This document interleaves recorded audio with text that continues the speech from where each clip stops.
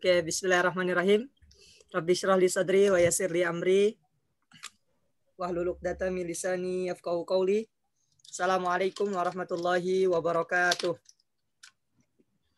Waalaikumsalam warahmatullahi wabarakatuh. Alhamdulillahirabbil alamin. Alhamdulillahilladzi hadana li hada wa ma kunna linahtadiya laula an hadanallah. Asyhadu an la ilaha illallah wahdahu la syarikalah wa asyhadu anna Muhammadan abduhu wa rasuluhu la nabiyya ba'dah. Allahumma salli wa sallim wa barik ala sayyidina Muhammad wa ala ali sayyidina Muhammad. Baik teman-teman yang dirahmati Allah Subhanahu wa taala, alhamdulillah pada malam hari ini tepat pada jam 8:20 ya kita akan melaksanakan atau melakukan pembelajaran untuk mata kuliah Sosiologi Pendidikan. Namun sebelum itu tentu yang terhormat kepada dosen pengampu mata kuliah Sosiologi Pendidikan Ustadz Darmawan MPDI, dan yang kami banggakan senantiasa teman-teman PATSE 2019. Ya. Adapun pada malam hari ini insya Allah saya akan mempresentasikan untuk mata kuliah Sosiologi Pendidikan seputar sosialisasi di sekolah. Seperti biasa, agar kita senantiasa diberikan kemudahan, kemudian diberikan kesehatan, ya mungkin dari kita, teman-teman kita yang kurang sehat, keluarga, ya adik, kakak, dan lain sebagainya, kita berdoa kepada Allah Subhanahu wa taala, kita niatkan agar hal-hal yang tidak baik ya dialihkan atau dihilangkan sehingga kita mendapatkan kebaikan-kebaikan nantinya. Ya, bitilkan niyah. Al-Fatihah. A'udzubillahi minasyaitonirrajim. Bismillahirrahmanirrahim. Alhamdulillahirabbil alamin, arrahmanirrahim, maliki yaumiddin. Iyyaka na'budu wa iyyaka nasta'in. Ihdinas siratal mustaqim. Siratal ladzina an'amta 'alaihim ghairil maghdubi 'alaihim waladdallin. Amin. Baik, adapun sedikit gambaran secara besar bahwasanya sosialisasi ini sosialisasi sekolah, sejatinya sekolah itu tentu merupakan sebuah lembaga pendidikan formal ya, yang di dalamnya cakupannya interaksi antara peserta didik dengan warga sekolah. Nah, yang disebut dengan warga sekolah ini ada pendidik atau guru, ada tenaga pendidikan, yaitu bisa berupa TU, operator, atau pembantu-pembantu. Maksudnya yang membantu, cleaning service kah, kemudian satpam kah. Nah, maka itu termasuk ke dalam tenaga kependidikan. Adapun tentu ciri-ciri dari sekolah itu adanya proses pembelajaran di dalamnya. Karena dengan adanya pembelajaran itu bertujuan untuk melahirkan output atau potensi-potensi dari peserta didik yang dimiliki oleh para peserta didik. Adapun sekolah itu, sosialisasi di sekolah berarti adanya interaksi ya, atau proses pembelajaran. Ya, dan di sini juga tentu ditanamkan nilai-nilai, ya, terutama nilai-nilai moral yang diajarkan, karena tujuannya tentu mengarahkan siswa ke arah yang lebih baik. Adapun di bagian yang pertama, seputar nilai sosialisasi di sekolah. Di dalam KBBI, ya, Kamus Besar Bahasa Indonesia, bahwasanya sosialisasi merupakan proses belajar seseorang atau seorang anggota masyarakat untuk mengenal serta menghayati kebudayaan masyarakat dalam lingkungannya. Ya, adaptasi terhadap lingkungan yang sedang dihadapinya. Seperti halnya kita para calon pendidik, tentu masa orientasi ya, itu perlu. Walaupun kita sebanyak apapun, kita memiliki ide, inovasi, namun belum tentu bisa kita langsung terapkan. Itu karena kita perlu yang namanya menghayati ya, lingkungan yang ada. Gitu. Jadi orientasi kita dulu, lihat dulu apa kondisi, kita adaptasi, kemudian mana yang sebaiknya bisa kita terapkan dan yang mana mungkin perlu di-stuck atau dihambat dahulu, di-delay. Ya, yang mana mungkin nanti ada timing yang tepat untuk disampaikan atau direalisasikan. Ya, adapun di sini bahwasanya sosialisasi adalah proses ya sosialisasi di sekolah dilakukan untuk membimbing siswa tentang kebudayaan atau tradisi yang berlaku di sekolah. Atau tadi menyesuaikan adaptasi, tentu bertujuan agar siswa menjadi pribadi yang lebih baik di sekolah. Bagaimana caranya? Yaitu tentu dengan peraturan-peraturan yang ada di sekolah. Tentu peraturan yang ada itu bertujuan untuk kebaikan peserta didik. Ya, agar datang tepat waktu, berarti melatih kedisiplinan. Ya, kemudian diberikannya tugas, itu berlatih untuk menyelesaikan tanggung jawab dan sejenisnya. Ya, adapun sekolah menjadi lembaga sosialisasi, memiliki peranan penting untuk membentuk kepribadian siswa. Sehingga sekolah harus membuat tata tertib sekolah untuk mengatur hidup siswa agar lebih terarah dan membiasakan dirinya kepada hal-hal yang baik. Ya, tentu di sini perlu adanya pembiasaan ya, membiasakan. Karena kita pahami bahwasanya kebiasaan baik itu perlu teladan, perlu contoh, perlu model. Nah, makanya role modelnya ini adalah pendidik. Harus dimulai dari pendidik. Ya, kemudian nanti peserta didik akan melihat, ya, kemudian mencontohkan, membiasakan. Dan hal-hal baik ini tentu butuh proses yang panjang, tidak 1-2 hari. Ya, maka senantiasa harus dibiasakan. Sedangkan hal-hal yang buruk itu sangat mudah untuk diterima. Maksudnya dalam sehari aja tuh bisa ya melekat dalam diri seorang peserta didik, sehingga kebaikan itu seharusnya menjadi pondasi besar, sehingga perlu adanya nilai-nilai moral yang disampaikan pendidik kepada peserta didik agar peserta didik ini atau si murid ini punya tekad kuat dalam membiasakan dirinya kepada hal-hal yang baik.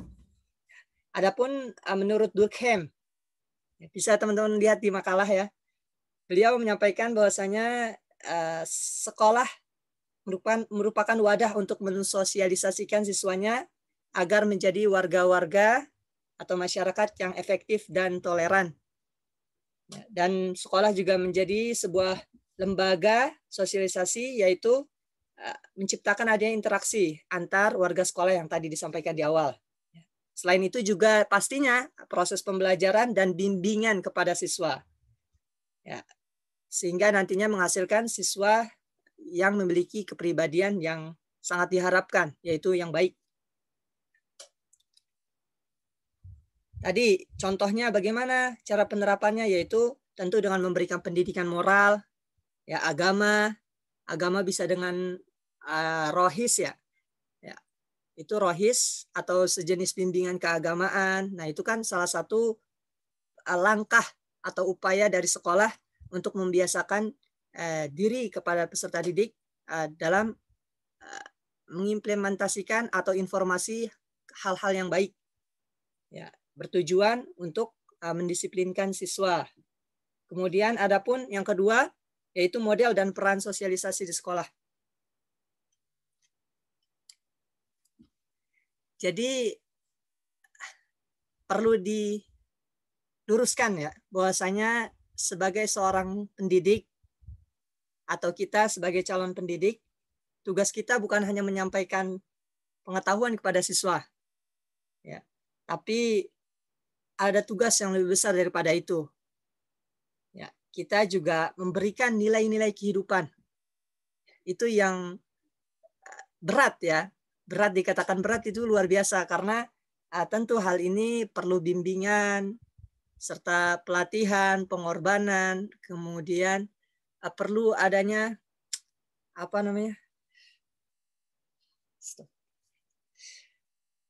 ketulusan dalam menyampaikan ya.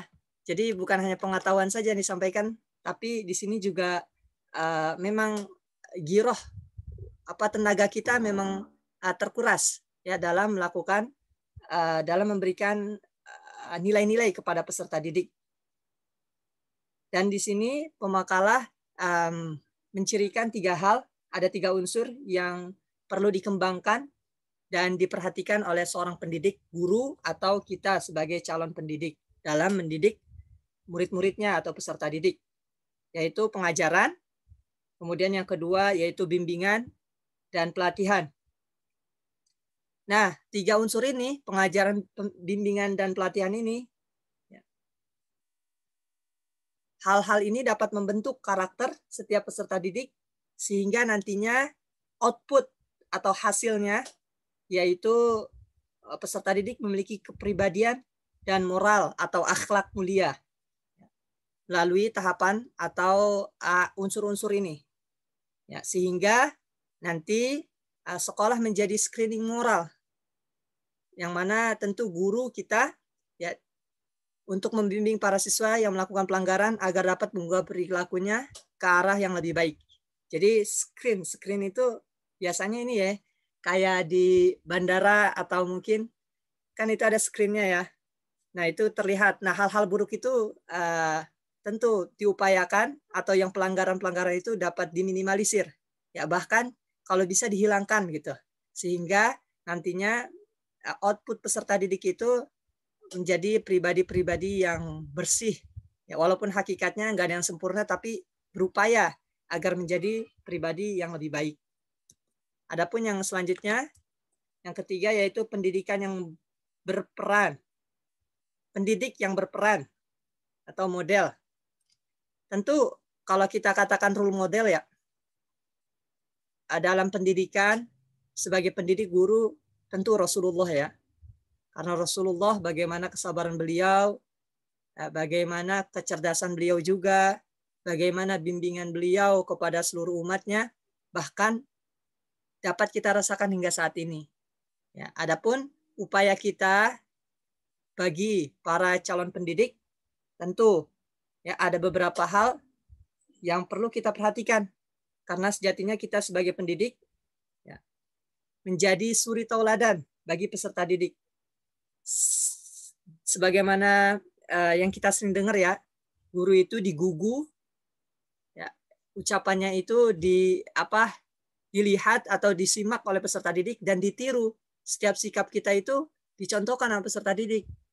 Nah, sehingga ketika kita melihat peserta didik melakukan hal-hal yang tidak baik, akan lebih bijaknya kita jangan menjustifikasi dahulu kepada kepada peserta didik atau si murid ya atas kesalahannya.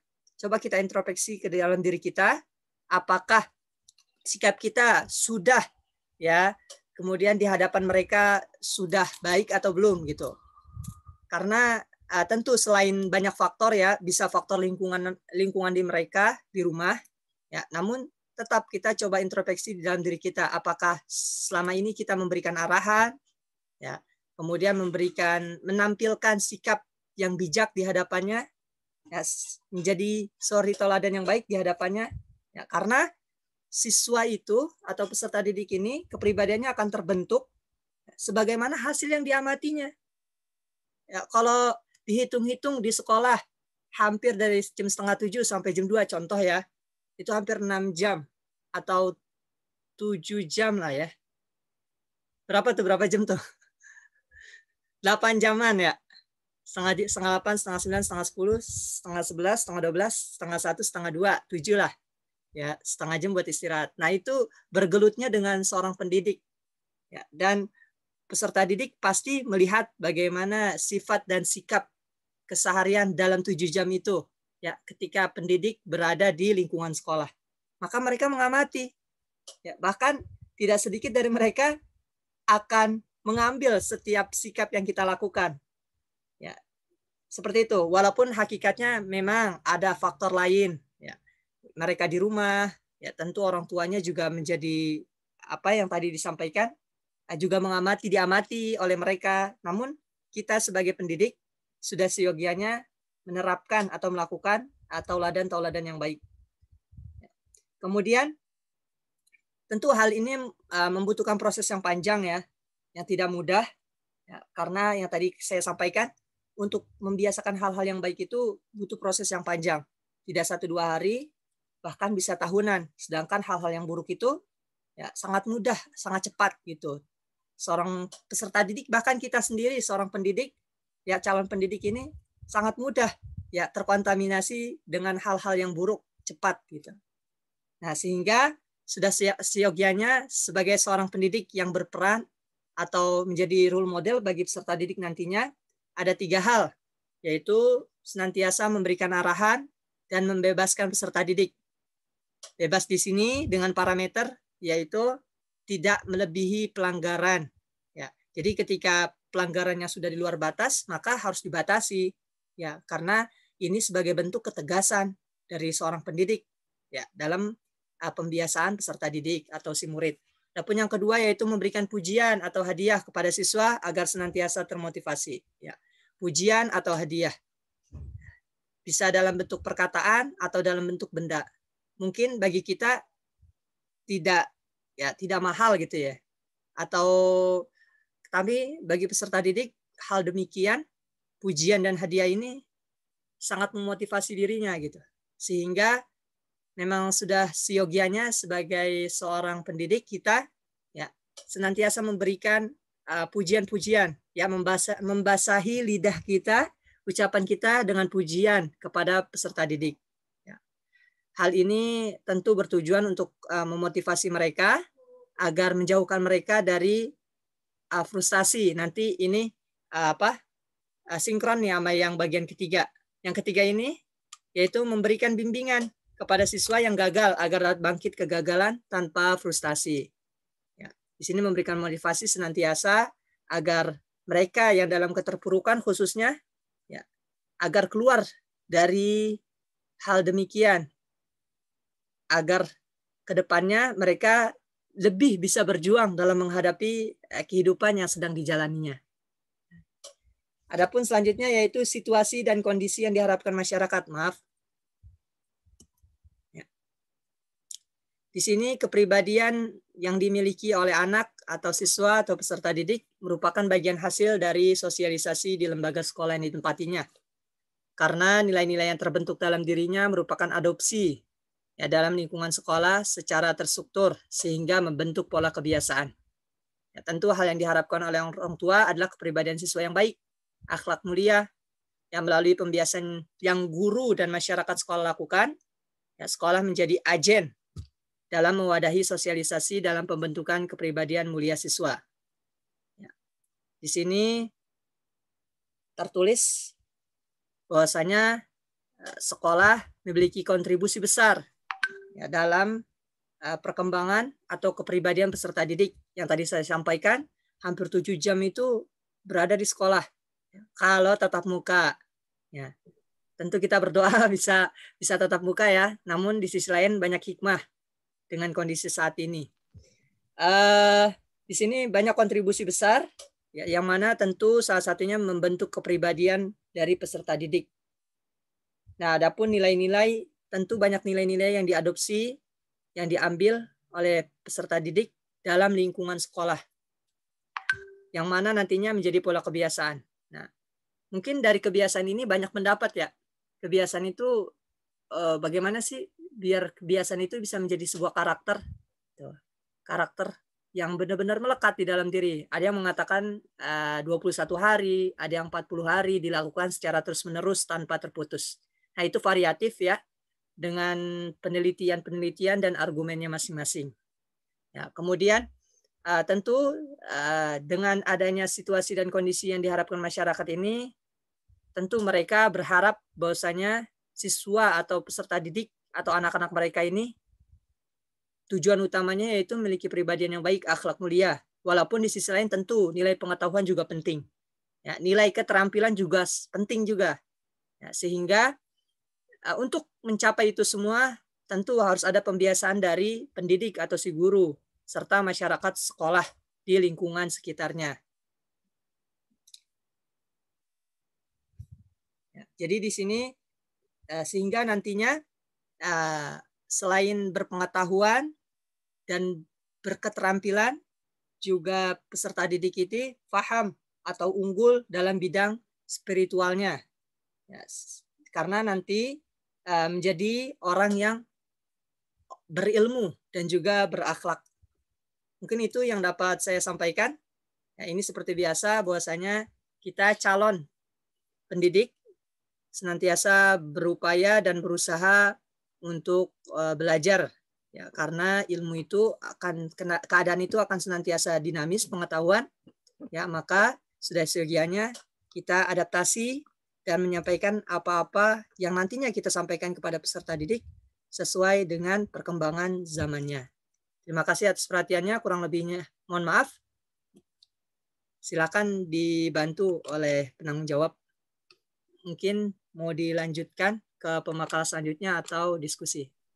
Lanjut dulu Mas Salman ya. Baik, Zat. Ya, lanjut dulu. Nanti sesi tanya jawabnya di akhir ya. Baik. Ya. Silakan. Pemakaran selanjutnya. Siti Rahayu udah siap? Insya Allah Aini siap. Bismillah.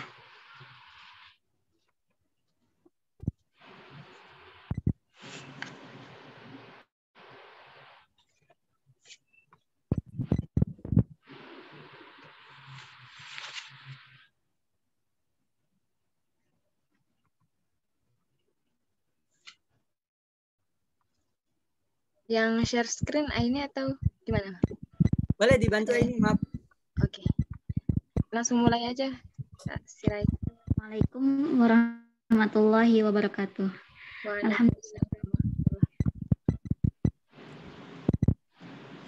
Alhamdulillahirabbil alamin wa bihi nasta'inu ala umuri dunya waddin. Wassalatu wassalamu ala asyrofil anbiya'i wal mursalin wa ala alihi washabihi ajmain.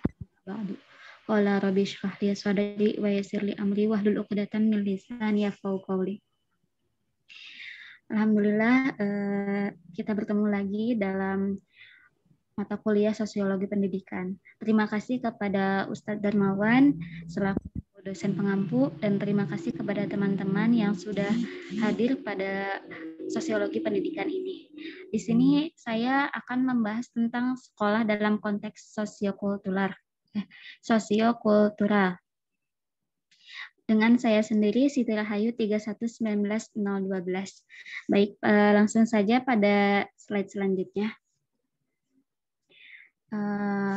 Keberhasilan suatu bangsa dalam mencapai tujuan nasional tidak hanya ditentukan oleh sumber daya alam yang melimpah ruah, namun ditentukan juga oleh sumber daya manusianya. Karakter yang kuat dari sumber daya manusianya akan membentuk mental yang kuat. Aspek pendidikan adalah aspek terpenting dalam membentuk karakter bangsa. Pendidikan merupakan hal yang sangat penting dalam membentuk karakter seorang anak. Pendidikan berfungsi untuk meningkatkan kemampuan manusia. Menurut Undang-Undang Nomor 20 Tahun 2003 tentang Sistem Pendidikan Nasional, pada pasal 3 menyebutkan bahwa pendidikan nasional berfungsi mengembangkan kemampuan dan membentuk karakter serta peradaban bangsa yang bermartabat dalam rangka mencerdaskan kehidupan bangsa. Sejalan dengan Undang-Undang Nomor 20 Tahun 2003 tentang Sistem Pendidikan Nasional, pada pasal 3, melalui pendidikan karakter diharapkan siswa dapat mengembangkan kemampuannya sehingga kelak mereka menjadi manusia yang bertakwa, jujur, adil, bertanggung jawab, disiplin, kreatif, mampu bekerja, dan sama dengan berpikiran visioner.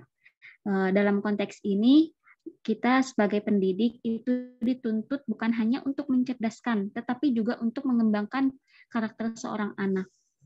Apalagi pada kasus-kasus sekarang ini sering ada tentang bully, bisa juga tentang sosial yang kurang baik di antara siswa atau peserta didik ini. Diharapkan kita sebagai pendidik ini bisa membentuk karakter yang baik kepada peserta didik agar mereka itu menjadi manusia yang bertanggung jawab, jujur, adil, dan disiplin.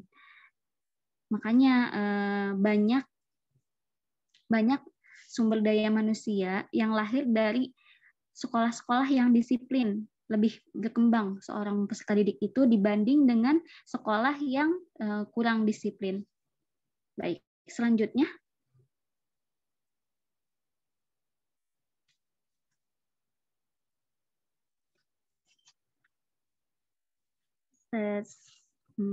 Dasar terbentuknya teori belajar sosiokultural.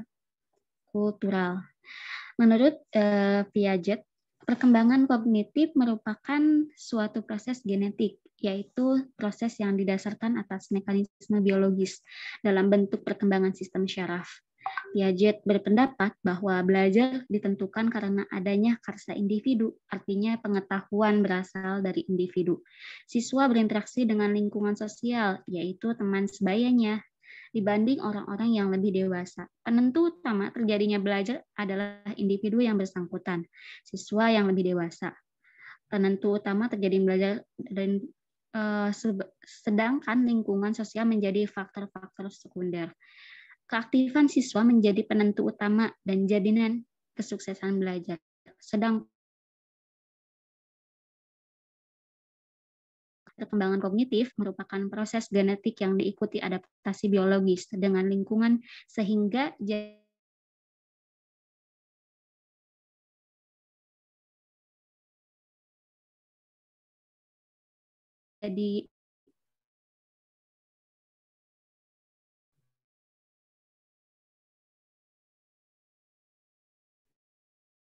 equilibrium. Nah, dia berinteraksi dengan teman sebayanya. Dan untuk utama terjadi individu bersangkutan, lingkungan sosial menjadi faktor sekunder. Jadi yang pertama itu adalah faktor kognitif dari genetik, sedangkan yang sekunder itu adalah bagaimana peserta didik itu dengan lingkungannya. Begitu menurut pendapat Piaget. Baik, slide selanjutnya. Melalui asimilasi siswa menginteraksi pengetahuan baru dari luar ke dalam struktur kognitif yang telah ada dalam dirinya. Sedangkan melalui akomodasi siswa memodifikasi struktur kognitif yang ada dalam dirinya dengan pengetahuan yang baru. Pendekatan kognitif dalam belajar dan pembelajaran yang ditokohi oleh Piaget yang kemudian berkembang dalam aliran konstruktivistik juga masih dirasakan kelemahannya.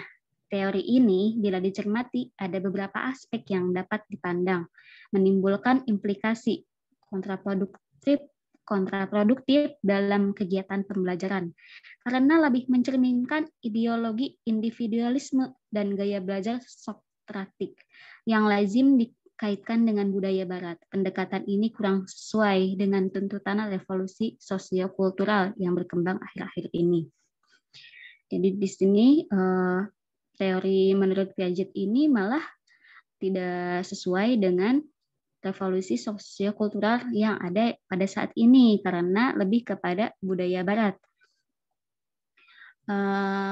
Tapi ada juga yang menurut yang lain ya, ada juga menurut yang lainnya. Slide selanjutnya. Konsep teori sosiokultural. Ada 3 konsep penting dalam teori sosiogenesis Vygotsky. Nah, tadi selain Piaget juga ada Vygotsky, seperti ada pada makalah, beliau juga berpendapat. Vygotsky ini tentang perkembangan kognitif sesuai dengan revolusi sosiokultural. Dalam teori belajar dan pembelajaran yaitu genetic law of development, zona of proximal development, dan mediasi. Hukum genetik tentang perkembangan, genetic law of development, menurut Vygotsky, setiap kemampuan seorang akan tumbuh dan berkembang melewati 2 tataran, yaitu interpsikologis atau intermental dan intrapsikologis atau intramental. Pandangan teori ini menempatkan intermental atau lingkungan sosial sebagai faktor primer dan konstitutif terhadap pembentukan pengetahuan serta perkembangan kognitif seseorang. Sedangkan fungsi intramental dipandang sebagai derivasi atau keturunan yang tumbuh atau terbentuk melalui penguasaan dan internalisasi terhadap proses-proses sosial tersebut. Jadi menurut Vygotsky ini perkembangan seseorang itu melewati 2 tataran. Yang pertama itu interpsikologis dan yang kedua itu intrapsikologis. Yang pertama yaitu bagaimana pembentukan pengetahuan serta perkembangan kognitif seseorang, dan yang intramental itu lebih kepada penguasaan dan lebih kepada lingkungan sosialnya. Baik, selanjutnya. Yang kedua yaitu zona perkembangan proksimal atau zone of proximal development. Vygotsky membagi perkembangan proksimal, zone of proximal development ke dalam 2 tingkat. Tingkat perkembangan aktual yang tampak dari kemampuan seseorang untuk menyelesaikan tugas-tugas atau memecahkan berbagai masalah secara mandiri. Itu intramental, sedangkan tingkat perkembangan potensial tampak dari kemampuan seseorang untuk menyelesaikan tugas-tugas dan memecahkan masalah ketika di bawah bimbingan orang dewasa atau ketika berkolaborasi dengan teman sebaya yang lebih kompeten. Nah, di sini itu kita dapat mengetahui ya. Jadi kalau intramental itu dia dapat menyelesaikan tugas-tugas secara mandiri. Sedangkan untuk yang intermental dia lebih kepada ketika ada guru ataupun ketika ada teman-teman sebaya yang dapat berdiskusi bersama, maka ia akan mudah untuk menyelesaikan tugas-tugasnya. Dan yang ketiga itu mediasi. Menurut Vygotsky, semua perbuatan atau proses psikologis yang khas manusiawi dimediasikan dengan psikologis tools atau alat-alat psikologis berupa bahasa, tanda lambang, atau semiotika. Ada 2 jenis mediasi, yaitu mediasi metakognitif adalah penggunaan alat-alat semiotik yang bertujuan untuk melakukan self-regulation yang meliputi self-planning, self-monitoring, self-checking, dan self-evaluating. Mediasi metakognitif ini berkembang dalam komunikasi antar pribadi. Mediasi kognitif adalah penggunaan alat-alat kognitif yang memecahkan masalah yang berkaitan dengan pengetahuan tertentu atau subjek domain problem. Mediasi kognitif bisa berkaitan dengan konsep spontan yang bisa salah dan konsep ilmiah yang lebih terjamin kebenarannya. Ya, slide selanjutnya. Pengaruh sosiologi kultural pada perkembangan kognisi. Pengaruh sosial perkembangan kognisi. Menurut Vygotsky lagi, anak adalah seorang explorer yang mempunyai rasa ingin tahu tinggi, sangat aktif dalam pembelajaran, selalu ingin menemukan sendiri dan mengembangkan pemahaman baru. Namun, Vygotsky lebih menekankan pada kontribusi sosial dalam proses perkembangan dan tidak melihat peranan besar dalam penemuan sendiri. Perkembangan pertama dalam lingkup sosial muncul dalam individu sebagai kategori intrapsikologikal dan kemudian pada anak sebagai kategori intrapsikologikal. Contohnya adalah perhatian otomatis, memori logis, pembentukan konsep, dan perkembangan kemampuan memilih. Jadi pengaruh dari kognisi ini ialah seorang anak itu rasa ingin tahunya tinggi, dan namun menurut Vygotsky lebih menekankan pada kontribusi sosial. Ya, selanjutnya yaitu Vygotsky berpendapat kembali bahwa pembelajaran, mohon maaf, belum selesai. Mohon maaf Nuraini yang sebelumnya, Zahratul Aini.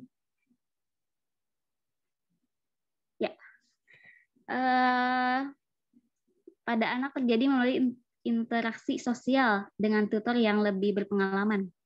Tutor ini menjadi model dalam berperilaku atau menyediakan instruksi verbal untuk anak. Model inilah yang disebut dengan dialog kooperatif dan kolaboratif. Anak mencari pemahaman perilaku atau instruksi dari tutor, menginternalisasi informasi dan menggunakan untuk memformulasikan perilaku mereka. Seperti yang kita tahu ya, jadi ada anak yang mengikuti bagaimana orang tuanya. Misalkan ketika masih kecil, ada anak yang orang tuanya sikat gigi. Di iklan, orang tuanya sikat gigi, anaknya ikut-ikut sikat gigi.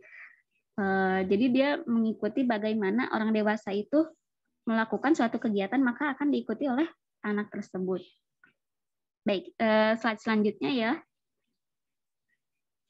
Pengaruh budaya pada perkembangan kognisi. Vygotsky berpendapat bahwa perkembangan harus dilihat dari 4 tahap yang saling berhubungan dengan interaksi anak dengan lingkungan. Perkembangan ontogenik adalah perkembangan individu sepanjang hayat, digunakan oleh hampir semua ahli psikologi menganalisa perkembangan manusia. Perkembangan mikrogenik mengacu pada perubahan yang terjadi pada waktu relatif singkat.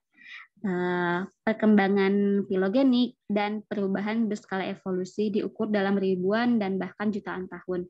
Vygotsky sendiri berpendapat bahwa untuk pemahaman sejarah spesies dapat memberikan masukan pada perkembangan anak. Perkembangan sosiohistorikal mengacu pada perubahan yang terjadi budaya, kepercayaan, norma, dan teknologi.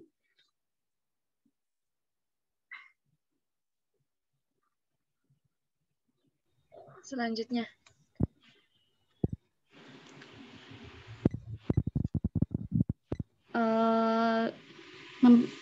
Jadi di sini sosiokultural itu dapat berpengaruh dalam lingkungan, yaitu pendidikan informal. Pertama, keluarga.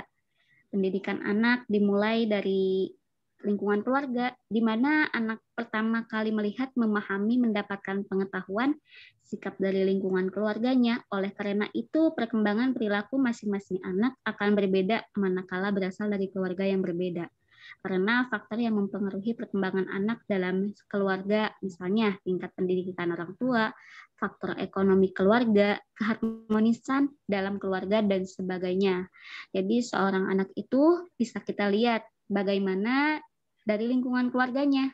Ada lingkungan keluarga yang orang tuanya bercerai, dan ada yang harmonis, ada juga dari orang tua yang selalu membanggakan anaknya, padahal anak tersebut tidak terlalu berprestasi, tapi orang tuanya bangga, maka anak itu akan menjadi anak yang percaya diri. Berbeda dengan anak yang selalu disalahkan dan dibanding-bandingkan dengan anak tetangga misalnya, maka dia akan menjadi anak yang insecure atau anak yang kurang percaya diri. Pendidikan nonformal. Pendidikan nonformal yang berbasis budaya banyak bermunculan untuk memberikan pengetahuan, keterampilan, dan perilaku pada anak. Misalnya, kursus membatik. Pendidikan ini diberikan untuk membekali anak-anak hal tradisi yang berkembang di lingkungan masyarakat. Ya, pendidikan nonformal seperti kita ketahui ada juga seperti kursus atau ekstrakurikuler. Ini sebagai untuk menggali bakat anak-anak yang ada di sekolah-sekolah. Maka dari itu pendidikan nonformal itu juga penting. Ya, selanjutnya.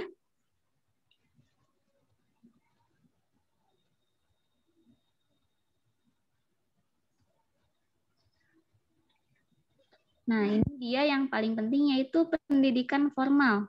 Aplikasi teori sosiokultural pada pendidikan formal dapat dilihat dari beberapa segi, antara lain. 1. Kurikulum.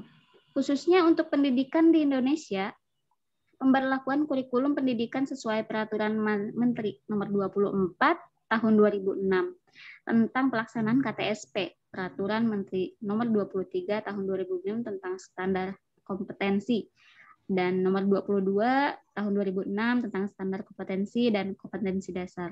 Jelas bahwa pendidikan di Indonesia memberi pengetahuan, keterampilan, nilai, dan sikap kepada anak untuk mempelajari sosiokultural masyarakat Indonesia maupun masyarakat internasional melalui beberapa mata pelajaran yang telah ditetapkan. Di antaranya pendidikan kewarganegaraan, pengetahuan sosial, muatan lokal, kesenian, dan olahraga. Jadi pada peraturan menteri ada pada nomor 24, nomor 23, dan ada juga pada nomor 22 tahun 2006. Di sini mempelajari tentang sosiokultural. Nah, bagaimana kita tahu? Nah, berarti kita belajar di PKN, ada juga pengetahuan sosial, muatan lokal, dan olahraga. Jadi kita sudah belajar tentang sosiokultural. Itu yang kedua, siswa. Dalam pembelajaran KTSP, anak mengalami pembelajaran secara langsung ataupun melalui rekaman. Oleh sebab itu, pengetahuan, keterampilan, dan sikap bukan sesuatu yang verbal, tetapi anak mengalami pembelajaran secara langsung. Selanjutnya, pembelajaran memberikan kebebasan anak untuk berkembang sesuai bakat, minat, dan lingkungannya, pencapaian sesuai standar kompetensi yang telah ditetapkan. Yang ketiga yaitu guru. Guru bukanlah narasumber segala-galanya, tetapi dalam pembelajaran lebih berperanan sebagai fasilitator, mediator, motivator, evaluator, desainer pembelajaran, dan tutor. Banyak peran yang lain. Oleh karenanya, dalam pembelajaran ini peran aktif siswa sangat diharapkan. Guru membantu perilaku siswa yang belum muncul secara mandiri dalam bentuk pengerjaan remedial dan pembelajaran. Jadi di sini kita tahu bahwa guru itu bukan satu-satunya narasumber dalam mencari ilmu, tapi juga bisa dalam sosial, bisa dari teman, juga bisa dari lingkungan, dan banyak lagi lainnya. Sedangkan guru itu hanya fasilitator agar peserta didik bisa berkembang. Ya, slide selanjutnya. Di sini ada kelebihan dan kekurangan teori sosiokultural. Berdasarkan teori Vygotsky, akan diperoleh beberapa keuntungan. Yang pertama, anak memperoleh kesempatan yang luas untuk mengembangkan zona perkembangan proksimal atau potensinya melalui belajar dan berkembang. Perkembangan perlu lebih dikaitkan dengan tingkat perkembangan potensialnya daripada tingkat perkembangan aktualnya. Pembelajaran lebih diarahkan pada penggunaan strategi untuk mengembangkan kemampuan intermentalnya daripada kemampuan intramental. Anak diberi kesempatan yang luas untuk mengintegrasikan pengetahuan deklaratif yang telah dipelajari dan pengetahuan prosedural yang dapat dilakukan untuk tugas-tugas atau pemecahan masalah. Proses belajar dan pembelajaran tidak bersifat transferal, tetapi lebih merupakan konstruksi, yaitu proses mengkonstruksi pengetahuan atau makna baru secara bersama-sama antara semua pihak yang terlibat di dalamnya. Kelemahan dari teori sosiokultural ini yaitu terbatas pada perilaku yang tampak, proses-proses belajar yang kurang, tampak seperti pembentukan konsep, belajar dari berbagai sumber belajar, pemecahan masalah, dan kemampuan berpikir sukar diamati secara langsung. Oleh karena itu, diteliti oleh para teoriwan perilaku. Jadi, di sini menurut Vygotsky ini lebih kepada bukan hanya dari guru, tetapi murid yang berkembang itu sendiri. Maka peserta didik itu akan lebih aktif dan dalam kemampuan intramentalnya. Baik, hanya itu saja yang bisa saya sampaikan. Terima kasih kepada teman-teman. Silakan yang ingin bertanya. Ya, silakan lanjut. Sesi tanya jawab.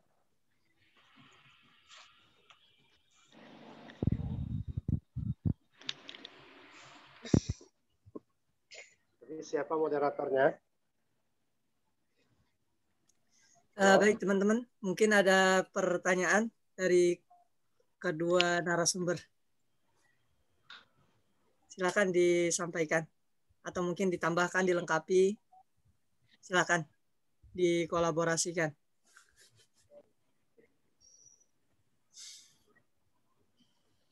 Atau Siti Rahayu?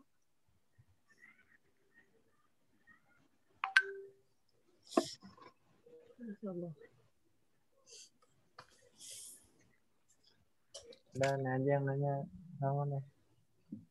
Silakan Chandra. Silakan Bang. Kalau Chandra silakan. Saya mau nanya ke kelompok Salman. Tadi berkaitan dengan ada 3 unsur yang dikembangkan dan diperhatikan oleh seorang guru dalam mendidik siswanya. Kedengeran ya? Iya.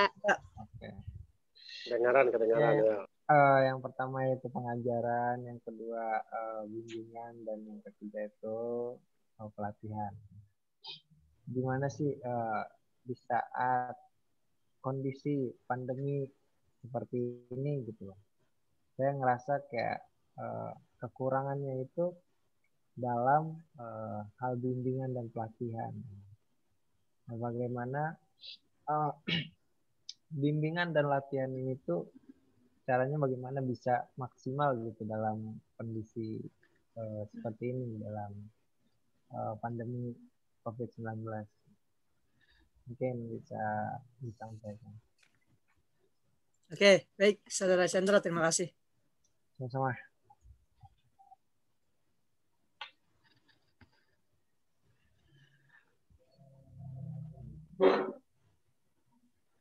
Teman-teman yang lain. Pertanyaan tulis di grup nggak?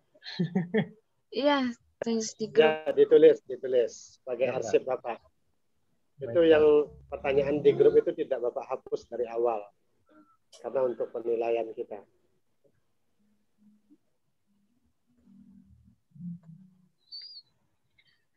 Mana teman-teman yang lain, Zahratul Aini?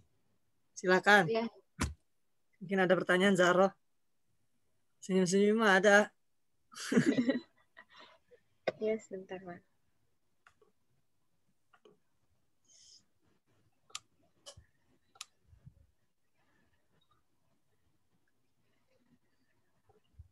Oke, pada ketiduran nih. Siti Rahayu terlalu gimana penyampaiannya? Lagi dua-duanya nyampeinnya lagi baca kisah. Lalu merdu. Nanti Siti Rahayu sendirian ya? Iya Ustadz, sendiri. Oh gitu. Bang Salman? Sama, Sat. Sendiri, Sat. Oh mantap kelas ini. Apa namanya? Versus. Iya benar. Kalau kelas yang lain itu 3 orang, 4 orang. Kalau yang reguler ya. Ini yang karyawan ya. Iya Ustadz. Karyawan. Ini kelas orang hebat semua ini. Silakan. Belajar dari Orang-orang hebat ayo berbicara. Nggak bisa dibikin yang kontradiksi gitu pertanyaannya Bang Chandra. Kenapa? Yang pertanyaannya yang kontradiksi begitu, yang membakar semangat. Bubarkan PAI kan itu kontradiksi kan ya. Yang bikin semangat orang gitu. Pernah kita bahas ya bubarkan PAI ya. Kemarin kemarin ya. Kemarin. Kan, itu kan bakar semangat orang itu. Nasib kan masa depan orang itu. Terus belajar yang kurang. Berbubarin. Ya, silakan. Tadi judulnya apa Bang Salman? Sosialisasi di sekolah, Sat. Oh gitu. Terus yang Mbak Siti? Ini Ustadz tentang sosiokultural. Sosiokultural. Iya. Iya. Saya mungkin mau bertanya, Ustadz. Silakan. Ya, kepada kelompok Siti Rahayu. Iya, silakan Zahratul Aini. Kan tadi di sini disebutkan ada kelebihan dan kekurangan dari teori sosiokultural. Nah, pada kelemahannya di situ ada banyak juga. Nah, bagaimana sikap atau tindakan yang harus diambil sebagai guru untuk meminimalisir atau menangani kelemahan sosiokultural ini? Atau Baik, Zahratul Aini, terima kasih untuk pertanyaannya ya. Iya, siap. Terima kasih. Silakan dijawab dulu sambil diketik ya Zahratul Aini ya di WA grup ya. Baik, Silakan Ustaz. langsung dijawab nih. Pertanyaannya buat Bang Salman dulu yang pertama tadi atau buat Mbak Siti ini, Mas Chandra? Saya. Oh iya, silakan. Salman. Silakan. Oke, Kalau tadi enaknya kelas ini nggak perlu googling untuk jawab gitu. Kalau Bapak ngajar di reguler itu ada pertanyaan, sebentar ya Pak, saya cari dulu searching gitu. 10 menit gitu nungguin. Jadi kolom virtualnya diem semua. Jadi aduh gitu. Langsung silakan Mas Salman. Oke, tadi berbicara seputar 3 unsur ya. Pengajaran, kemudian bimbingan dan pelatihan. Sebenarnya di masa pandemi ini nilai kemandirian kita tuh yang harusnya diprioritaskan, yang harusnya ditampakkan. Ya. Karena dengan kemandirian yang memang sudah melekat di dalam diri kita ya, maka proses pelatihan, pembiasaan diri untuk membiasakan dalam hal-hal yang baik itu akan lebih mudah. Maka di sini kan peran kita ya untuk saat ini jauh karena memang kondisi yang memisahkan.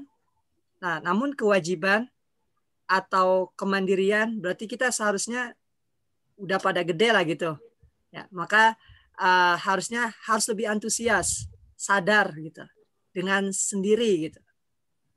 Bukan harus dipancing lagi gitu. Mungkin kalau untuk anak ibtidaiyah SD gitu ya, atau sederajat eksperimen untuk kelas-kelas yang rendah, mungkin mereka belum bisa karena nilai mandiri mereka karena memang masanya masih kesenangan-kesenangan gitu. Namun untuk kalau untuk kayak kita ya, yang tadi kan Antum sampaikan, saya rasakan sendiri gitu ya, di masa pandemi ini untuk bimbingan dan pelatihan ini kurang.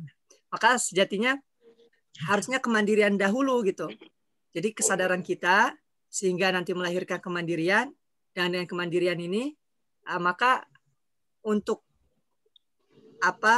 berinisiatif melakukan pelatihan-pelatihan dalam hal-hal yang membiasakan dalam hal yang baik ya. Kemudian interaksi dalam melakukan pembelajaran mungkin diawali dengan kesadaran, yaitu dengan menimbulkan kemandirian di dalam diri. Mungkin itu sih, Saudara Chandra. Karena kan kita yang udah mengendalikan gitu. Pengendalian penuh ada di dalam diri kita gitu. Baik, maaf. Kalau pertanyaan saya sih lebih bagaimana ke anak sekolah sih, maksudnya gini. Ya. Enggak, tadi saya nangkepnya karena Antum bilang saya sendiri enggak, gitu. Bukan, maksudnya bukan saya ngerasa ngelihatnya di masyarakat gitu loh. Maksudnya yang saya lihat gitu, maksudnya bimbingan dan pelatihan itu rasanya kurang gitu loh. Sehingga ketika ada ngedengar berita sampai orang tua itu pusing gitu loh, ngebimbing, bahkan ada yang sampai beritanya itu ngebunuh anaknya gitu loh. Jadi apa gitu kalau lagi kondisi kayak gini tuh peran sekolah gitu, yang pusing orang tuanya juga gitu loh. Ya udah bubarin aja lah sekolah, yang di sekolahin orang tuanya aja gitu kan. Nah, bagaimana hal demikian itu bisa terselesaikan gitu, terus dapatkan solusinya gitu di kondisi pandemi ini. Oke, karena ini kan objek si pelaku udah beda ya. Karena ini udah tingkat mungkin secara umum berarti yang belum bisa mandiri lah kalau saya pahami dari kalimat Chandra. Nah, maka di sini sebenarnya kemandirian ini perlu dituntun dari orang tua. Karena kan memang posisi peserta didik ada di rumah ya. Nah, maka orang tua yang berperan besar gitu. Sedangkan yang seharusnya tadi anak meneliti atau beradaptasi terhadap pembiasaan yang mereka lihat. Kalau tadi kan yang saya sampaikan kan 7 jam hampir di sekolah ketika berada di sekolah. Nah, maka ini 24 jam mereka berada di rumah. Nah, pasti yang mereka jadikan role model dalam kemandirian, maksudnya dalam sikap mereka pasti orang tua kan ya, lingkungan rumah lah. Orang tua yang paling memiliki peran besar. Ya, sehingga kalau saya pribadi sih orang tua nih yang seharusnya terutama memandirikan anak menjadi fasilitator ya dalam mengarahkan anaknya. Mungkin kayak gitu. Kalau misalkan bagaimana gitu kan, ini orang tuanya sibuk kerja dua-duanya gitu kan, sehingga ya bisa dibilang nggak sempat ngurus anaknya. Paling kalau ngurus anak ya kadang malam ya gitu, hasilnya nggak maksimal gitu kan. Oke, sebenarnya ini juga PR dari orang tua ya. Ketika dia sudah punya amanah anak gitu ya, seharusnya di sisi lain juga berusaha mencari inisiatif lain gitu. Kalau memang sekiranya keduanya kerja, bisa diminta dengan saudara ya, dengan saudara yang memang memiliki minimal kapasitas mengarahkan menjadi fasilitator mampu gitu, atau mungkin dengan orang-orang yang memang diberikan kepercayaan gitu.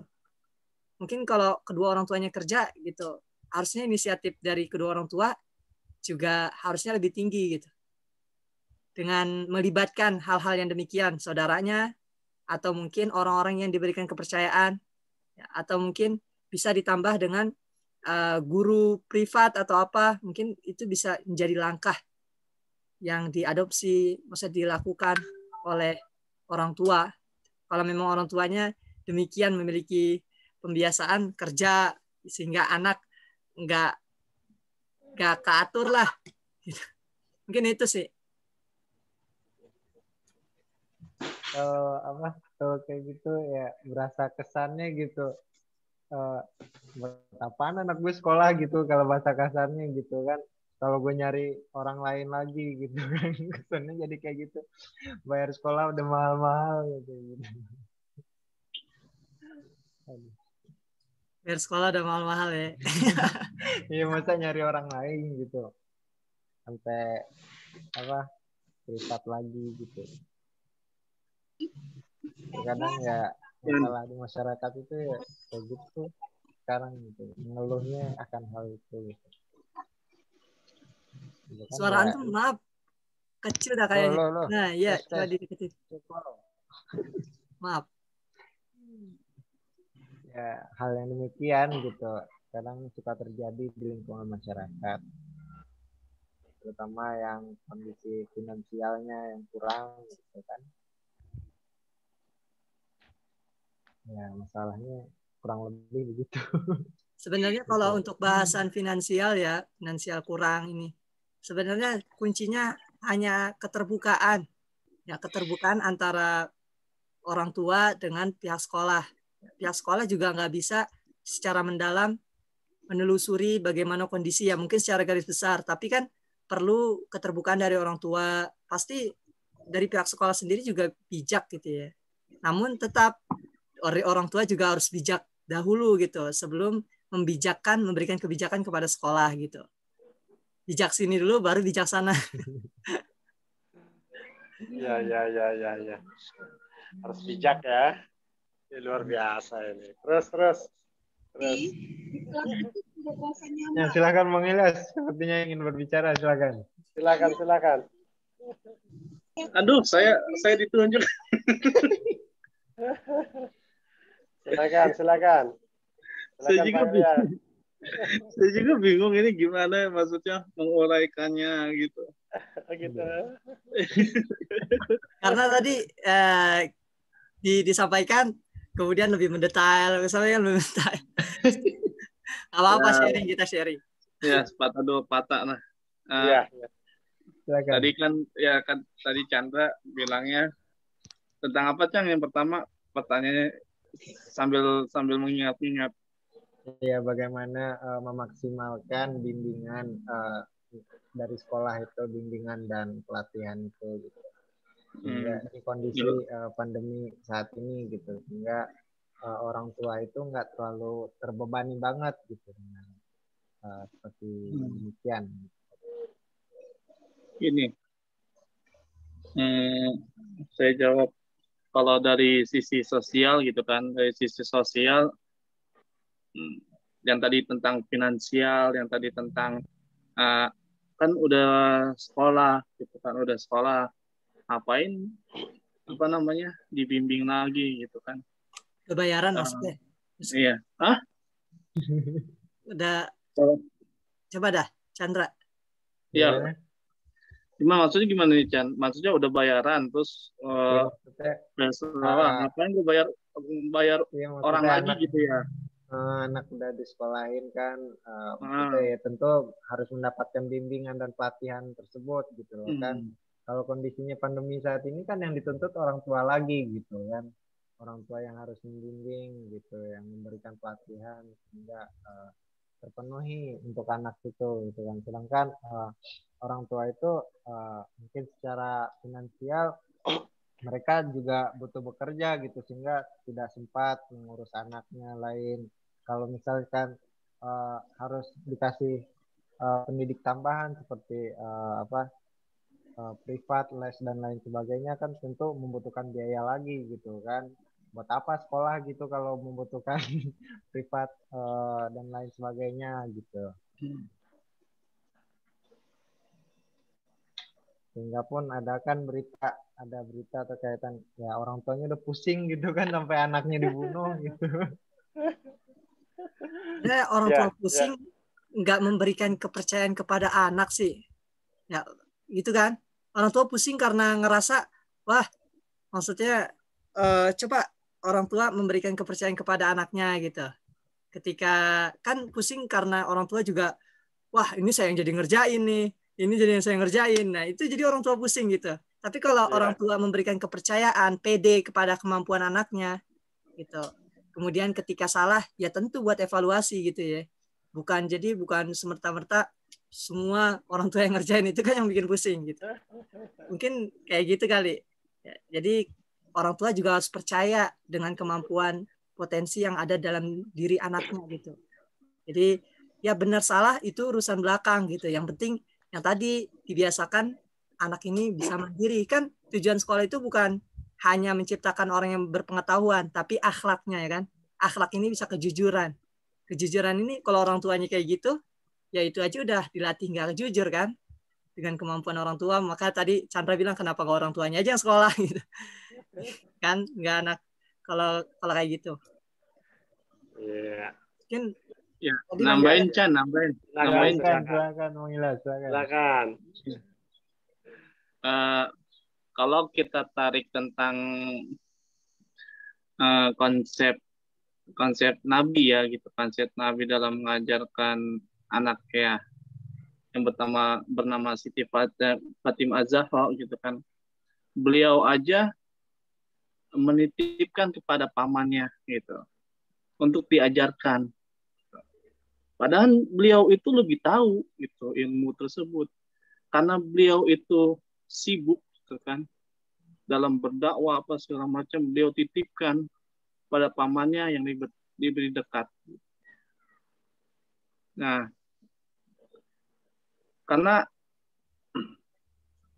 konsep dalam belajar itu akan ada yang namanya rasa sosial gitu kan. Ini kalau anak belajar terus-terusan sama ibu dan bapaknya gitu kan, itu perkembangan pola motoriknya itu nggak akan berkembang.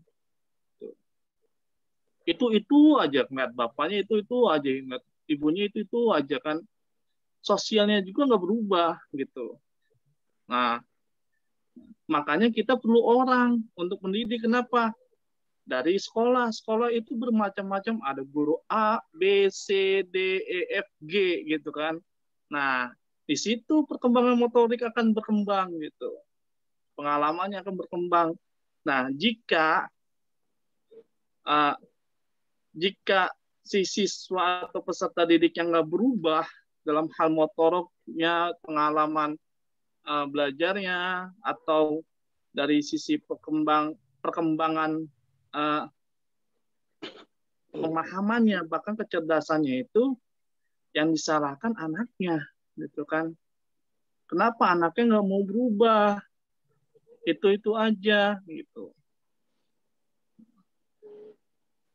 Sekarang terjadi yang namanya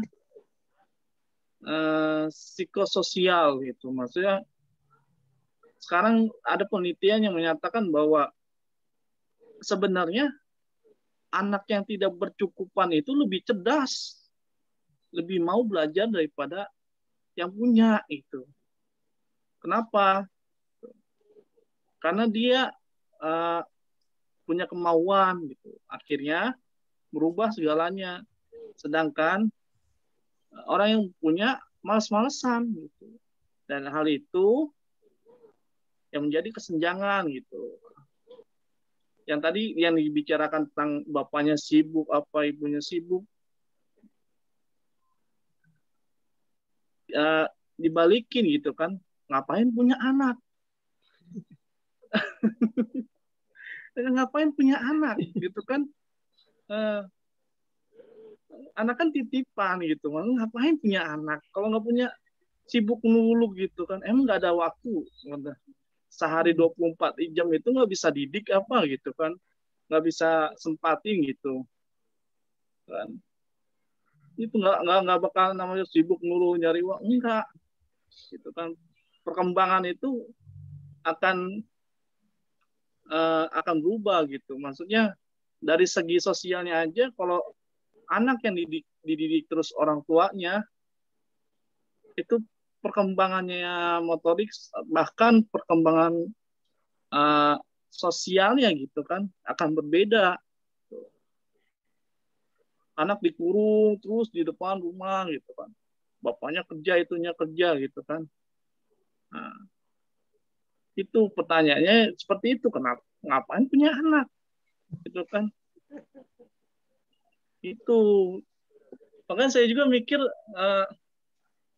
kalau kayak gitu berarti kan ya bagaimana sih berunding lah, maksudnya si bapak sama si ibunya itu berunding gitu, kerja mulu kan gitu kan, maksudnya bagaimana anaknya bisa biar paham gitu kan. Kalau seandainya namanya bilangnya kan udah mengeluarkan biaya mengeluarkan biaya udah kayak gini gitu kan, ngapain privat lagi gitu kan. Gini, kalau cari ilmu di sekolah aja gitu kan, ilmu kan terbatas, guru juga jamnya terbatas gitu kan. Setiap 2 jam sekali atau 1 jam sekali guru itu akan ganti-ganti gitu kan, dari ABCD. Guru itu nggak nggak ngajar terus-terusan, dia juga punya keluarga gitu kan, punya anak kan yang harus diiniin. Nggak mungkin namun terus-terusan gitu segala macam, enggak gitu. Maksudnya bisa juga dibagi dalam hal ini untuk bisa yang lebih gitu, yang lebih paham, yang lebih mengerti, yang mau mengeluarkan uangnya gitu kan segala macam, itu ya harus dengan bisa privat, bisa apa segala macam. Karena ilmu yang kita tidak tahu dari sekolah itu akan tahu di luar gitu. Contohnya kita nih, contohnya aja di kampus gini kan, belajar bahasa Inggris aja lah gitu kan, tentang ngomong gitu, ngomong speaking gitu kan. Kita kan ngeliatin guru tuh, ngeliatin dosennya tuh, I want to go, gimana ya nulisnya kan gitu kan. Guru juga terbatas, dosen juga terbatas gitu, maksudnya dalam itu masa kita harus apa ya tadi ya, I want to go to home gitu kan, apa ya gitu. Nah, pada saat itu nggak mungkin kita nanyakan, terbatas karena juga dia melayani. Tapi kalau privat, one by one, itu akan menjawab permasalahan gitu, pembelajaran. Tuh. Ya intinya, dia tanya balik lagi kenapa punya anak yang 2, yang 2 anak lebih baik ya Bang Ilasa. Iya, gitu ya. Yang selanjutnya itu kita lihat gitu kan, bahwa banyak hadis-hadis tentang pendidikan, hadis-hadis tentang maksudnya di dalam buku kajian pendidikan yang dikarang oleh dokter, saya lupa bukunya itu, bahwa bapak sama emaknya nanti akan dipertanggungjawabkan itu di akhirat. Kullu mas'ulin an ra'iyati an ra'ihi. Ada hadisnya seperti itu. Ya. Nah, gitu. Akan dipertanggungjawabkan gitu. Kalau anaknya bodoh gitu kan, karena dalam surat An-Nisa itu kita sambungkan bahwa jangan kamu meninggalkan keluargamu, anak-anakmu itu dalam keadaan lemah. Itu. Surat An-Nisa ayat berapa saya? Ayat 54 apa 7. Ya, karena gitu. Al-Quran aja sudah mengajarkan gitu. Kalau lemah, lihat aja nanti hasilnya gitu. Pada saat kita tua, udah sakit-sakitan, anaknya juga belangsakan. Iya. Ya, Nah, begitu Chan. Itu aja Chan. Oke. Tambahannya. Terima kasih Bang Ilyas untuk dua patahnya. Ya Allah, luar biasa. Cakep. Ya, baik. Bagus. Tuh Bang Chandra udah bagus, Bang Salman, Mbak Siti juga udah menyampaikan tadi. Ada apa itu? Ada saudara kita yang sedang sakit ya. Panaga. Iya Ustaz, ada Kunadi sama. Oh iya, Masya Allah. Semoga lekas sembuh ya. Lagi masih banyak Ustaz. Kita doanya biar pada sehat. Iya. Tadi ada yang japri juga beberapa. Gitu. Ini luar biasa. Saya hari ini dapat berita itu banyak banget. Teman-teman, saudara, mahasiswa, dosen. Ada tadi juga kabar meninggal juga banyak sekarang aduh. Iya, Masya Allah. Juga dosen yang satu keluarga juga tadi ada dosen yang kena gitu. Insya Allah ya. Makanya jangan dianggap enteng lah. Ini corona. Mudah-mudahan semuanya pada sehat lah gitu ya. Kita kemudian juga yang dalam keadaan sakit Allah sembuhkan gitu ya. Amin. Hanya kita dekatkan diri kepada Allah lah. Kalau kita salahkan keadaan juga nggak bakalan selesai gitu ya. Baik, makanya kita bangkit, kita berjuang, kita dekatkan diri kepada Allah. Insya Allah semuanya baik-baik saja. Amin. Ya. Itu yang disampaikan sedikit ya. Tadi yang disampaikan Mas Chandra itu memang realita di masyarakat. Ya, mungkin Mas Chandra sudah berkeluarga belum? Belum. Oh belum. Ini sepertinya tadi apa yang disampaikan itu seperti keluhan curhat gitu ya. Nggak saat ngeliat berita-berita sering kadang berita-berita gitu. Itu dialami oleh masyarakat kita gitu ya. Apalagi yang satu anaknya SD, yang satunya lagi SD kelas 3, yang satunya SD kelas 6 misalnya kan, yang satunya SMP, yang satunya SMA, yang satunya kuliah gitu ya. Yang untuk anak-anak yang di kuliah dengan yang SMA itu bisa lah dia atasi dirinya sendiri gitu ya. Tapi yang anak-anak SD itu kelas 3 dengan kelas 6 atau dia anaknya dia punya anak 5 gitu ya, yang masih SD, masih kecil-kecil semua, sementara bapak harus kerja, ibu harus kerja gitu ya, HP cuma 2 yang ada di rumah. Masya Allah, itu realita yang ada di masyarakat kita gitu ya. DKI Jakarta aja banyak yang begitu, apalagi di daerah gitu ya. Apalagi di daerah ini dampaknya luar biasa ini ya. Penurunan dari segi pendidikan itu luar biasa gitu ya. Objektivitas dalam penilaian. Jangankan tingkat SD ya, tingkat kuliah aja itu dikasih soal pasti nyontek gitu ya. Pas ujian juga ya googling pasti gitu ya, nggak mungkin nggak googling gitu ya, nggak googling atau buka buku lah gitu ya, buka buku untuk jawab baru diketik. Ada juga yang copy paste gitu ya, copy paste dari internet kan ketahuan itu ada yang berantakan, pasti buka wah ini berantakan ini gitu ya, ada spasinya yang jarang apa segala macam. Kemudian ada linknya jadi masih nyantol juga di situ. Wah, ini bukan pendapat dia. Padahal kan pertanyaannya kan bagaimana menurut Anda, gitu ya, bukan menurut orang lain gitu. Nah itu di tingkat mahasiswa loh ya, di tingkat mahasiswa gitu. Oh, beragam gitu ya. Berapa mahasiswa? Bapak ngoreksi itu sampai berapa ratus? Ya. Sampai berapa ratus itu koreksi itu ya Allah gitu ya, beragam bentuknya gitu ya. Ada yang benar-benar itu seperti dia ketik sendiri gitu, benar-benar rapi gitu ya. Ada yang jawabnya asal-asalan, ada yang benar-benar panjang banget tapi nggak mungkin itu ya, nggak mungkin buku kali ya, gitu. Iya buat buku, beragam itu ya, beragam itu teman-teman itu. Ini di tingkat mahasiswa ya. Kalau kita nggak boleh nyontek, nggak boleh apa ya, nggak bisa lah untuk zaman sekarang dalam keadaan seperti ini. Anak-anak SD kelas 2, kelas 1 itu kalau kita suruh mandiri, suruh jawab sendiri pasti nggak bisa. Karena apa? Nggak dibimbing oleh guru di kelas. Bimbingnya ya seperti kita ini nih. ya secara virtual seperti itu. Yang namanya anak SD ketemu temannya di virtual, dia teriak-teriak gitu ya, hai kamu ya apa segala macam, baru di mute oleh gurunya, diam gitu semuanya kan. Habis itu dinyalain lagi, ribut lagi, nama anak SD gitu. Dia nggak perhatiin gurunya ngomong.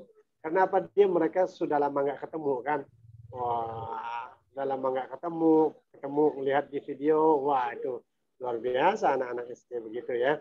Nah itu paling gurunya sampaikan, diam dulu ya anak-anak ya, di mute oleh gurunya semuanya, mute all gitu ya, baru tuh bengong di depan gitu ya. Nah, tapi sosialisasi mereka ya seperti itu dengan hal-hal yang virtual seperti ini ya. Nah, itu luar biasa dampaknya bagi perkembangan anak. Gitu. Tapi memang bagaimanapun juga kita mau menyalahkan keadaan nggak mungkin. Tapi kita ambil hikmahnya saja, seperti Pak Darmawan ini, kalau seandainya berangkat pagi ngajar kuliah itu ya, ngajar kuliah di kampus yang satunya lagi, kemudian di UIJ gitu ya, berangkatnya pagi, ya sampai jam segini kan masih ngajar di kampus. Kapan ketemu anaknya? Gitu ya. Kapan ketemu dengan anaknya? Jangankan anak, emaknya juga ini ngajar terus ini ya, kerja terus gitu. Kapan waktu buat kita gitu ya. Jadi begitu, emang kondisi dan realitanya masyarakat kita tuh seperti itu gitu ya, termasuk kalau Bapak nggak ngajar seperti ini, kasihan mahasiswa yang karyawan gitu ya, kasihan gitu kalau Bapak nggak ngajar. Tapi begini, Bapak ambil, karena mengajar itu ini wajib, ngurusin anak wajib, mengajar pun juga wajib. Tapi kalau dibandingkan antara wajib ngurusin anak gitu ya, di rumah gitu ya, dengan wajib mengajar ilmu, itu jauh lebih wajib mengajar ilmu. Karena apa? Yang menjadi amal jariah itu nanti ilmu. Ini lebih penting gitu ya. Karena almarhum orang tua Bapak itu begitu. Beliau itu kalau dalam keadaan sakit pun, kalau sudah urusan ngajar berangkat. Gitu ya. Berangkat. Hujan lebat misalnya kan, nggak ada urusan dengan hujan lebat. Kalau hujan lebat kan ada payung, ada jas hujan. Tidak ada alasan untuk tidak mengajar. Itu tuh luar biasa itu. Gitu ya. Tapi kalau udah ngajar, gitu ya, tidak ada alasan untuk melihat jam. Makanya di ruang tamu rumah beliau itu tidak ada jam. Ya, tidak ada jam di sana. Karena kalau dulu doktrin dari guru beliau itu seperti itu, kalau mau ngaji nggak usah perhitungan dengan Allah, gitu. Nggak usah perhitungan dengan Allah masalah waktu. Gitu. Kita dikasih banyak waktu oleh Allah. Ketika udah berurusan dengan Allah, kok perhitungan? Katanya. Makanya nggak ada masalah. Sampai terakhir mau meninggal dunia itu dalam keadaan nyesak napasnya, pasang oksigen di sini, di hidung pasang oksigen. Masih ngajar tafsir. Masih ngajar beliau. Masih ngajar. Jamaah datang, Ustadz kita nggak usah ngaji, Ustadz. Kita cuma cuma mau lihat Ustadz saja. Oh nggak bisa. Karena memang udah datang ke sini, ya datang. Kita ngaji. Gitu ya. Ini wajib hukumnya. Karena kondisi badan saya ya iyalah. Maka nggak peduli dengan keadaan tubuhnya. Mau sehat, mau sakit, ya ngajar. Wah gitu ya. Mau banyak duit, nggak punya duit, ya ngajar. Jangan terpengaruh dengan itu. Kadang kan orang kalau seandainya nggak punya duit, pusing gitu ya, nggak ngajar. Jadi begitu. Jadi banyak duit, ya ngajar. Nggak punya duit, ya ngajar. Ya punya duit banyak, ya sholat. Nggak punya duit juga sholat. Punya duit banyak, baca Al-Quran. Nggak punya duit juga baca Al-Quran. Ini. Ya, jadi apa? Tidak terpengaruh dengan kondisi dan keadaan. Tetap aja itu Allah menjadi prioritas, gitu ya. Nah, memang kondisi pendidikan di masa pandemi seperti ini luar biasa. Ya, luar biasa bagi anak-anak, bukankan yang anak-anak tingkat SD, yang tingkat kuliah pun kita terdampak oleh itu. Ini luar biasa ini ya. Kampus mulai dari tanggal 3 kemarin sampai hari ini tutup. Gitu ya. Di mana dunia kerja tutup semua. Gitu ya. Kecuali perkuliahan seperti ini kita bisa virtual. Ya, kita bisa virtual seperti ini di dalam dunia pendidikan. Gitu ya. Bagaimana dengan dunia produksi? Nggak bisa virtual. Gitu ya. Nggak bisa produksi itu virtual, nggak bisa. Mereka harus kerja, datang ke lokasi, menghasilkan. Gitu ya. Baru misalnya produksi Indomie misalnya. Itu mereka harus datang ke sana. Gitu ya. Harus datang, harus bekerja. Begitu. Tapi kalau kita dunia pendidikan masih bisa. Gitu ya. Maka luar biasa. Ya. Kondisi-kondisi seperti ini, bagaimana kita mengolah ya, tantangan seperti ini menjadi peluang. Gitu ya. Jadikan peluang, bikinkan video-video tutorial. Ya. Mas Chandra bisa, Mbak Siti Rahayu bisa, gitu ya. Kemudian kita bikinkan video-video pendidikan agama yang pendek-pendek aja, jangan gitu ya, upload di YouTube. Semakin banyak nanti pelajaran PAI misalnya kan, untuk anak SD kelas 1, untuk anak SD kelas 2 sampai kelas 6 kita sediakan di link YouTube kita. Berikan ke guru-guru yang ada di seluruh ya. Itu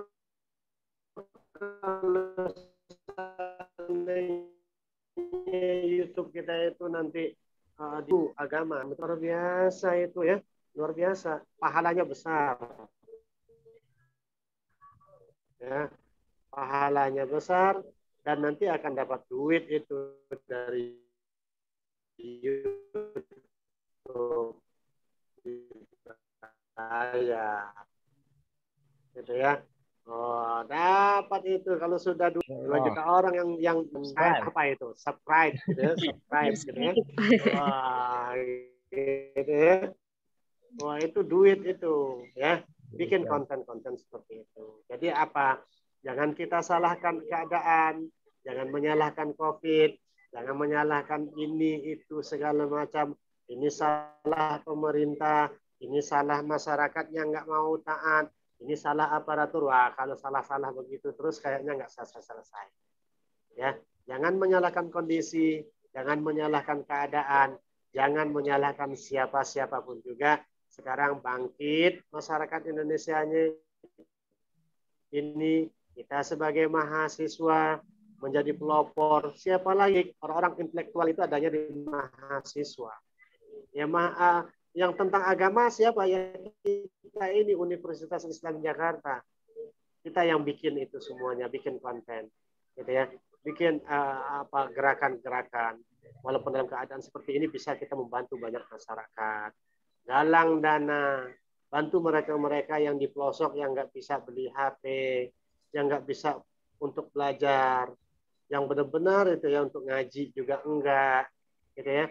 Nah sekarang nih untuk pengajiannya diberantakan ini. Berantakan pengajian. Ya. Pengajian yang Bapak aja minggu kemarin tutup itu. Ada beberapa yang terpapar, jadi nggak bisa hadir. Berantakan. Maka Bapak siasati. Kita pakai Google Meet atau Zoom. Jadi habis ini nanti pakai Google Meet ini rencananya. Tetap ngaji, kita ambil istiqomahnya. Gitu. Jangan sampai nyalahin keadaan. Ini gara-gara corona nih nggak ngaji ya, bukan salah itu. Kita harus cerdas mengolah.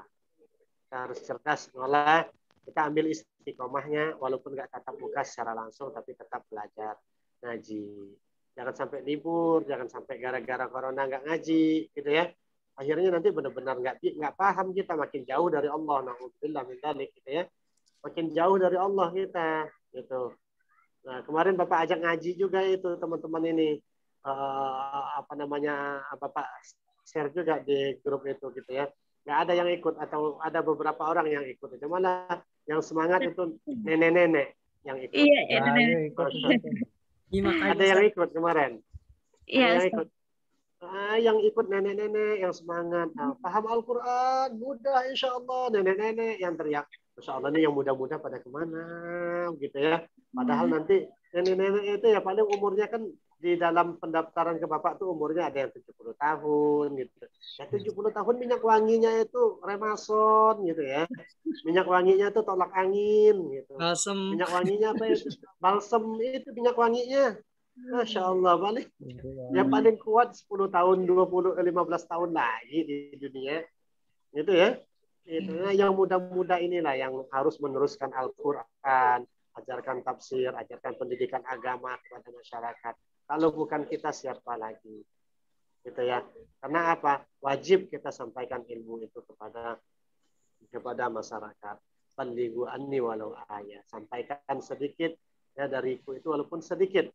Walaupun satu ayat sampaikan kepada masyarakat. Itu yang kita bisa. Jangan sampai gara-gara corona berhenti ngaji. Jangan gara-gara corona berhenti kita belajar gitu ya. Tapi apa? Kita terbawa oleh suasana. Jangan terpengaruh dengan suasana. Ya, kita dikasih akal oleh Allah, lawan suasana itu dengan menggunakan ubah tantangan menjadi peluang. Ini kan tantangan corona ini.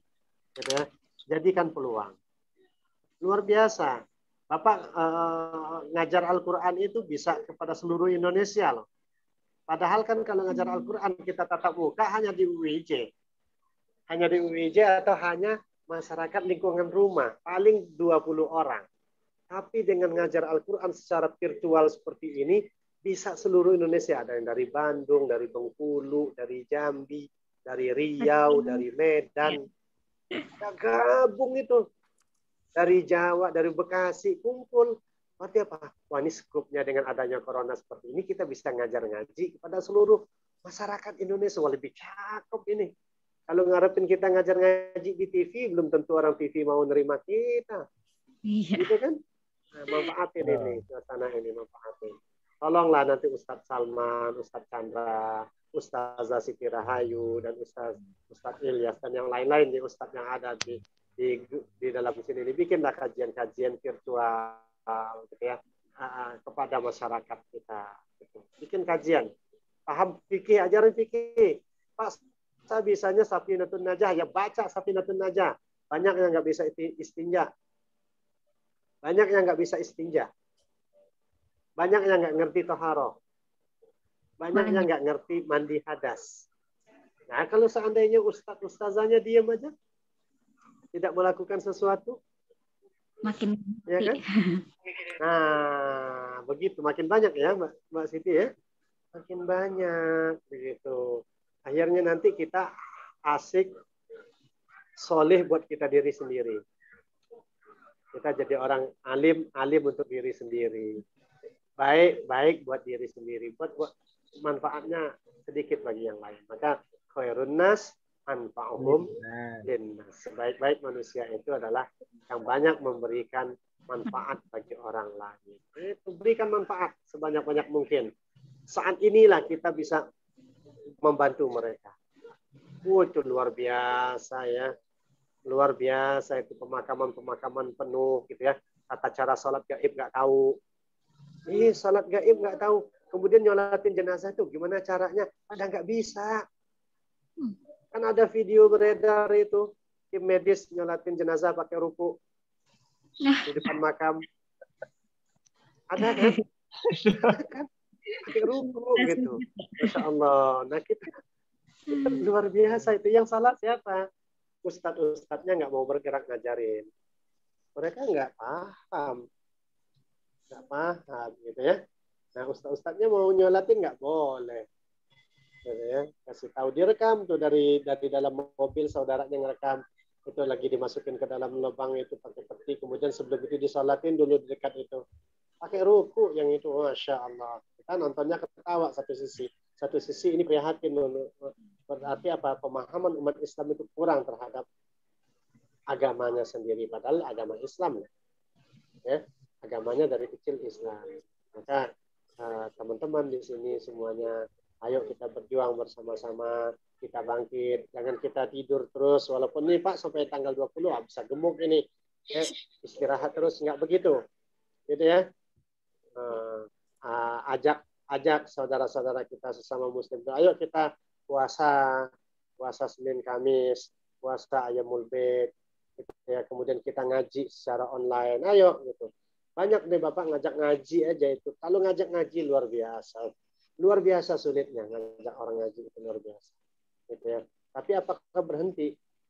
Bapak ngajak orang ngaji belum pernah orang mau bunuh Bapak. Tapi kalau Nabi Muhammad dulu menyebarkan agama Islam, itu tantangannya banyak. sampai mau dibunuh, gitu ya, dilempari kotoran, itu Nabi, gitu ya. Tapi kita hari ini enggak begitu kan, enggak ada. Kita ngajak orang ngaji itu enggak ada orang mau lemparin kita kotoran. Mungkin dia ngomongin kita juga enggak di depan kita, di belakang. Mungkin dia ngomongin, so alim lu, gitu ya. Mungkin di belakang. Gitu. Padahal niat kita untuk ngajak supaya nanti masuk surga rame-rame, bukan gua sendiri, gitu. Ya, masuk surga rame-rame. Ya, enak. Di mana kita hidup ya disitulah masyarakat kita bimbing bersama, gitu ya. Ayolah teman-teman semuanya bergerak dan semuanya harus bisa punya taman bacaan Al-Quran di rumah, gitu ya. Ajak anak-anak ngaji Al-Quran, ajarin mereka wudhu, ajarin cuci muka, ajarin batasan cuci muka itu sebatas mana, ajarin mereka cuci tangan itu sebatas mana, itu ya. Itu tugas kita semuanya. Fikih sampaikan kepada mereka ketika mereka masih kecil. Nanti kalau sudah besar, mau hadis, mau usul fiqh, mau tafsir, mau spesialisasinya tauhid, silahkan. Tapi untuk syariat di awal itu harus beres ketika mereka masih kecil. Itu tugas kita sebagai guru agama. Ya. Terus gimana Pak cara ngajarnya sekarang? Ya bikin konten YouTube tadi. Bikin video-video singkat tentang tata cara berwudu. Ya udah, bikin. Gitu ya. Wudunya. Tata cara salat jenazah. Contohin di situ. Kemudian share sebanyak-banyak mungkin ke grup-grup itu. Viralkan. Gitu ya. Tata cara pengurusan jenazah untuk yang terdampak COVID. Gitu kan?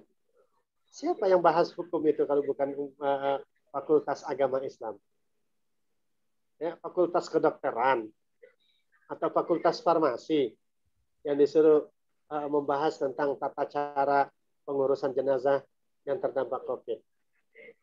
Fas'alu ahli zikr. Nah, ahli zikirnya siapa di sini? Ya kan? Fakultas Agama Islam loh ya, nggak mungkin Fakultas Farmasi, Fakultas Keperawatan nggak mungkin, Fakultas Kedokteran nggak mungkin ngurusin tentang tata cara salat gaib, gitu kan? Tata cara pengurusan jenazah sesuai dengan syariat Islam. Itu ini, bikin konten itu. Jangan diam aja, bergeraklah teman-teman ya, bikin konten itu. Bukalah kitab fikihnya di rumah itu. Ya, buka kitabnya, buka jangan kita belajarnya nanti dari YouTube malah yang bikin konten YouTube itu bukan dari Fakultas Agama Islam, ya Allah, sedih ya, sedih nanti. Ada yang takutnya dol mudil, udah dianya sesat, nyesatin orang, gitu ya. Makanya harus benar-benar nih pas ahli zikri, gitu ya, tanyalah yang ahli zikr, gitu ya, yang benar-benar, gitu ya. Tapi kata Profesor Dr. siapa itu PBNU ketuanya, Said Akil ya. Said Akil ahlu zikir di situ ya al-Yahud dan Nasor. Yahudi dan Nasoro katanya. Lihat aja di dalam kitab tafsir Jalalain. Ya coba aja kita buka gitu ya. Dibuka. Yang dimaksud ahlu zikir itu siapa?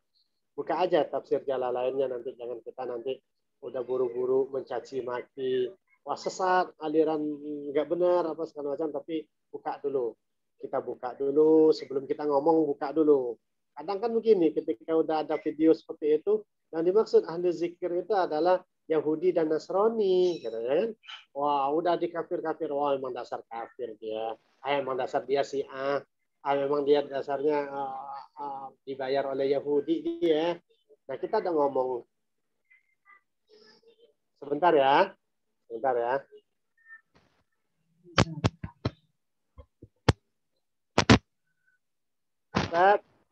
Salam. Ya, dikit lagi ya, dikit lagi. Pak Ustadz Aziz, sebentar lagi ya, dikit lagi ya. Ya, siap.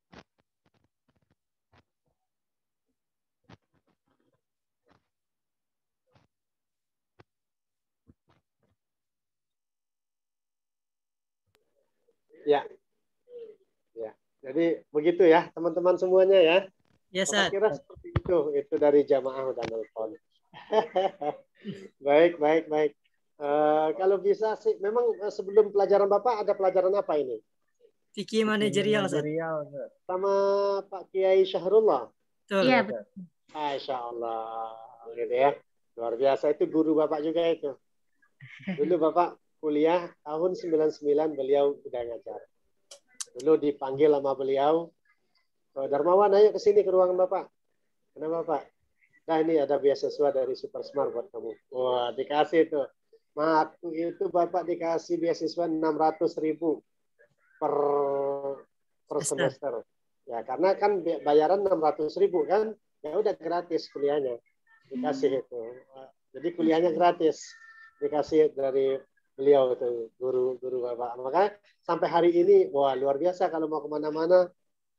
Bisa nggak ngisi khutbah di UIJ? Insya Allah guru siap gitu ya. Ayo ceramah itu undangan di Sukabumi, bisa ngisi nggak? Siap guru, siap kita. Bapak dengan beliau luar biasa ya. Dekat dengan beliau. Apa namanya? Emang kita apa namanya? Kalau dengan guru itu ya man 'allamani harfan itu ana abdun man 'allamani harfan itu luar biasa ya. Saya adalah hamba dari orang yang mengajarkan saya satu huruf saja. Itu Sayyidina Ali yang bicara ya. Bagaimana kita? Sayyidina Ali itu mulia, sahabat luar biasa ilmu beliau ya gitu. Mau jadi hamba saya dari orang yang ngajarin satu huruf aja. Gitu. Itu menghargai guru itu luar biasa. Menghargai gurunya luar biasa. Ya, itu saja ya. Ya, mudah-mudahan manfaat pada pertemuan kita pada malam hari ini. Insya Allah nanti kita akan lanjutkan lagi pada pertemuan berikutnya. Insya Allah mudah-mudahan lebih lama lagi ya. Itu saja ya. Baik. Assalamualaikum warahmatullahi wabarakatuh. Waalaikumsalam warahmatullahi wabarakatuh. Terima kasih Ustaz. Terima kasih Ustaz. Baik, sama-sama. Mari pamit ya. Iya Ustaz. Terima kasih Ustaz. Selesai kelar ya. Alhamdulillah. Alhamdulillahirabbil alamin.